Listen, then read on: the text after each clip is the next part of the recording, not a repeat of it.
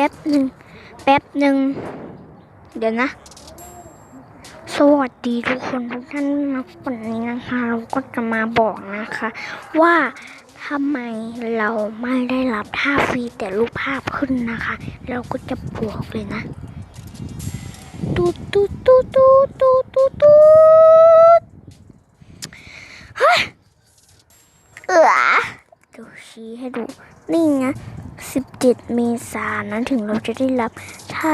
สวัสดียินดีที่ได้รู้จักนะโอเคบอกแค่นี้แหละไม่อยากพูดมากไปรับกันวันที่17 เมษายนเอานะ